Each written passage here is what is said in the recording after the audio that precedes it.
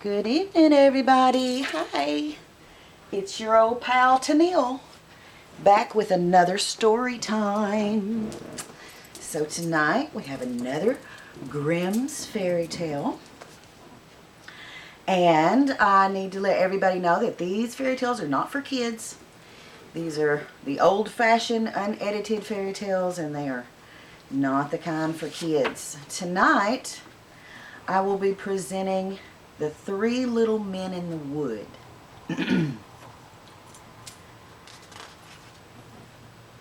There was once a man whose wife was dead, and a woman whose husband was dead.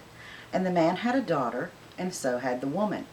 The girls were acquainted with each other, and used to play together sometimes in the woman's house. So the woman said to the man's daughter, "Listen to me. Tell your father that I will marry him, and then you shall have milk to wash in every morning and wine to drink. And my daughter shall have water to wash in and water to drink." The girl went home and told her father what the woman had said. The man said, "What shall I do? Marriage is a joy and also a torment." At last he could come to no conclusion. He took off his boot and he said to his daughter, "Take this boot. It has a hole in the sole. Go up with it into the loft and hang it on the big nail and pour water into it. If it holds water, I will once more take to me a wife. If it lets out the water, I will not." The girl did as she was told, but the water held the hole together, and the boot was full up to the top. So she went and she told her father how it was. And he went up to see with his own eyes, and there was no mistake about it. He went to the window and he courted her, and then they had the wedding. The next morning, when the two girls awoke, there stood by the bedside of the man's daughter milk to wash in and wine to drink, and by the bedside of the woman's daughter there stood water to wash and water to drink. On the second morning there stood water to wash and water to drink for both of them alike. And on the third morning there stood water to wash in and water to drink for the man's daughter, and milk to wash in and wine to drink for the woman's daughter. And so it remained ever after. The woman hated her stepdaughter and never knew how to treat her badly enough from one day to another.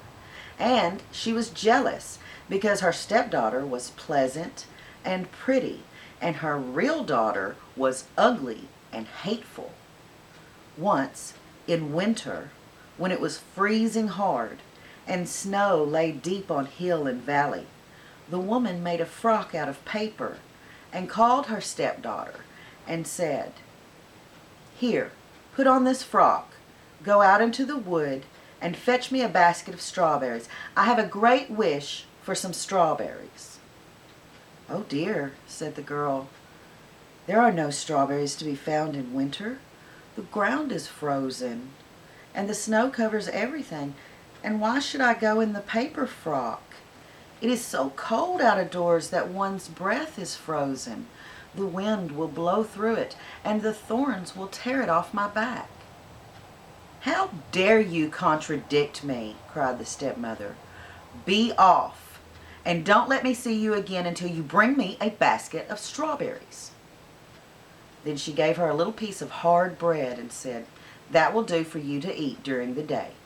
And she thought to herself, "She is sure to be frozen or starved to death out of doors, and I shall never set eyes on her again." So the girl went obediently, and she put on the paper frock, and she started out with the basket. The snow was lying everywhere, far and wide, and there was not a blade of green to be seen. When she entered the wood, she saw a little house with three little men peeping out of it. She wished them a good day, and she knocked modestly at the door. They called her in, and she came into the room and sat down by the side of the oven to warm herself and to eat her little breakfast. The little men said, "Give us some of it." "Willingly," answered she, breaking her little piece of bread into two and giving them half. Then they said, "What are you doing here in the wood this winter time in your thin little frock?" "Oh," answered she, "I have to get a basket of strawberries, and I must not go home without them." When she had eaten her bread, they gave her a broom, and they told her to go and sweep the snow away from the back door.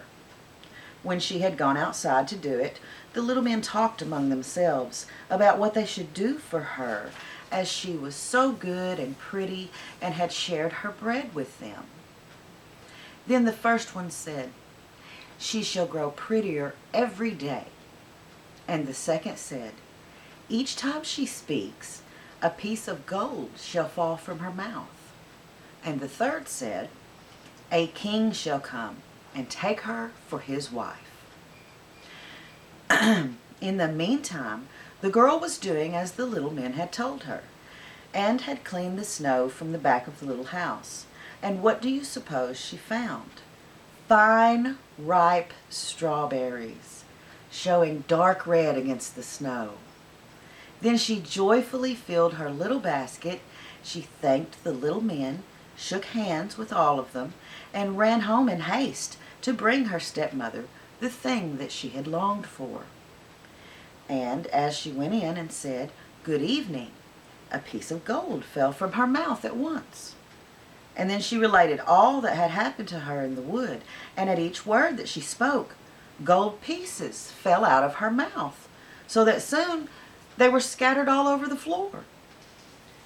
"Just look at her pride and conceit," cried the stepsister, "throwing away money and throwing it about in this way." But in her heart she was jealous because of it, and she wanted to go too into the wood to fetch strawberries. But the mother said, "No, my dear little daughter, it is too cold. You will be frozen to death."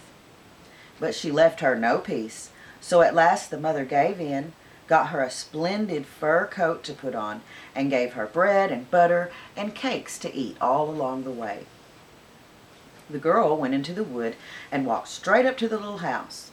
The three little men peeped out, but she gave them no greeting, and without looking round or taking any notice of them, she came stomping into the little room, sat herself down by the oven, and began to eat her bread and butter and cake. "Give us some of that," cried the little men.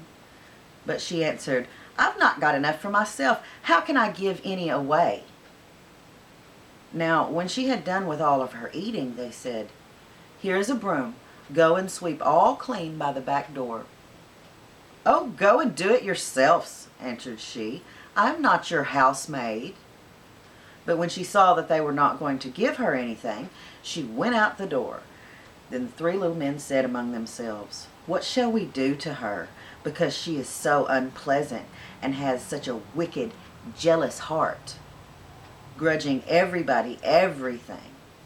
And the first said, "She shall grow uglier every day."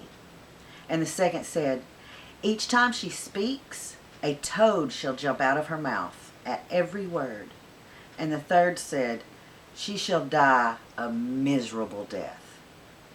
The girl was outside looking for strawberries, but as she found none, she went sulkily home. And directly she opened her mouth to tell her mother what had happened to her in the wood, and a toad sprang out of her mouth at each word, so that everyone who came near her was quite disgusted.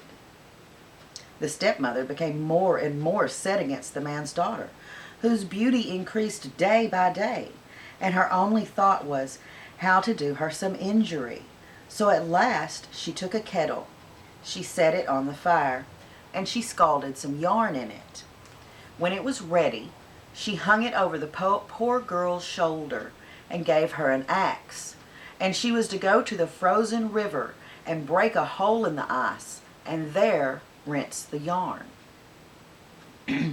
She obeyed and went and hewed a hole in the ice, and as she was about it, there came by a splendid coach in which the king sat.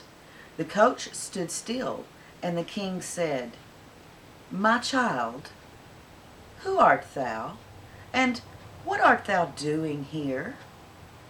she answered. "I am a poor girl, and I am rinsing yarn." Then the king felt pity for her, and as he saw that she was very beautiful, he said, "Will you go with me?" "Oh, yes, with all my heart," answered she, and she felt very glad to be out of the way of her mother and sister.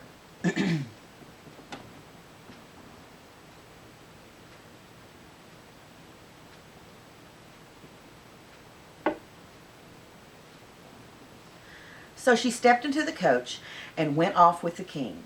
And when they reached the castle, the wedding was celebrated with great splendor, as the little men in the wood had foretold. At the end of a year, the young queen had a son, and as the stepmother had heard of her great good fortune, she came with her daughter to the castle, as if merely to pay the king and queen a visit. One day, when the king had gone out, and when nobody was about, the bad woman took the queen by the head, and her daughter took her by the heels, and dragged her out of bed, and threw her out of the window into a stream that flowed beneath it. Then the old woman put her ugly daughter in the bed, and covered her up to her chin. And when the king came back, and wanted to talk to his wife a little, the old woman cried, "Stop, stop, she is sleeping nicely, and she must be kept quiet today." The king dreamt of nothing wrong, and came again the next morning, and as he spoke to his wife and she answered him, there jumped each time out of her mouth a toad, instead of the piece of gold as heretofore. Then he asked why that should be, and the old woman said it was because of her great weakness, and that it would pass. But in the night, the boy who slept in the kitchen saw how something in the likeness of a duck swam up the gutter and said, "My king, what makest thou? Sleepest thou, or wakest thou?" But there was no answer. Then it said, "What cheer my two guests keep they?" So the kitchen boy answered, "In bed all soundly sleep they." It asked again, "And my little baby, how does he?" And he answers, "He sleeps in his cradle quietly." Then the duck took the shape of the queen and went to the child and gave him to drink and smoothed his little bed and covered him up again, and then, in the likeness of a duck, swam back down the gutter. In this way she came 2 nights, and on the 3rd she said to the kitchen boy, "Go and tell the king to brandish his sword 3 times over me on the threshold." Then the kitchen boy ran and told the king, and he came with his sword, and he brandished it 3 times over the duck, and at the 3rd time his wife stood before him living and hearty and sound as she had been before. The king was greatly rejoiced, but he hid the queen in a chamber until the Sunday came when the child was to be baptized. And after the baptism he said, "What does that person deserve who drags another out of bed and throws him in the water?" And the old woman answered, "No better than to be put into a cask with iron nails in it, and to be rolled down it on a hill into the water." Then the king said, "You have spoken your own sentence." And he ordered a cask to be fetched, and the woman and her daughter was put into it, and the top hammered down, and the cask was rolled down the hill into the river. The end. So that was my presentation of The Three Little Men in the Wood. So let me know what you think about it in the comments, and I'll talk to you next time. Thanks for joining me. Y'all have a good evening and be sweet.